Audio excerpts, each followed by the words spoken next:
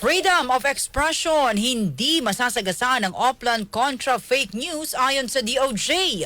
Detalye ng balitang niya mula kay Rajuman Jairus Peña, Florida. RMN Live Report!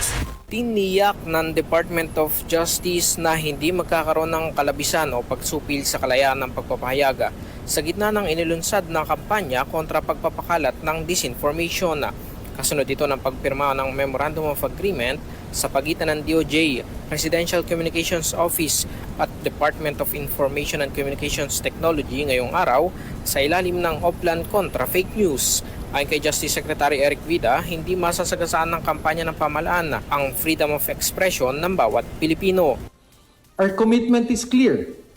Proactive defense, not overreach. We draw a firm line between criminal disinformation and protected speech, ensuring freedom of expression, the press, and open discourse. They remain inviolable under our Constitution. Sa kabila nito, giniit ng kalihim na nararapat lamang kasuhan ang mga nasa likod ng pagpapakalat ng mga disinformation at fake news. Samantala kinumpirma ni DICT Secretary Henry Aguda na tumugon na ang Meta sa mga ipinadalang sulat para hilingin na i-take down ang mga fake news sa kanilang platform. Ayon kay Aguda, suportado ng Meta ang kampanya ng pamahalaan laban sa mga maling impormasyon at kasinungalingan. Muli ring nagbabala ang kalihim sa publiko na iwasan ang pagpapakalat ng mga ganito sa social media lalo't walang makakaligtas kahit pa burahin na ito ng nag-post. Alala lang pala po natin dun sa sa publiko po. Huwag na po kayo magtangkang mag-fake news or manggulo or mang-violate ng Article 154 ba yan?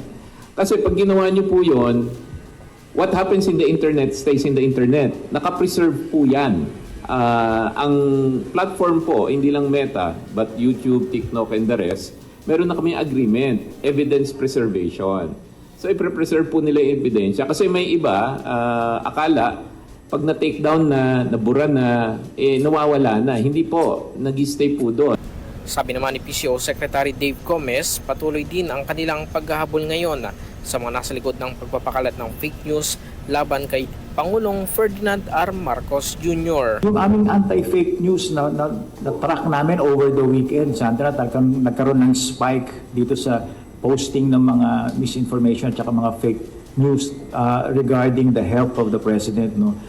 We are currently in the process of compiling all the pieces of evidence and hopefully within the week, mapangalanan na namin yung source nitong fake news at masampahan namin ng reklamo.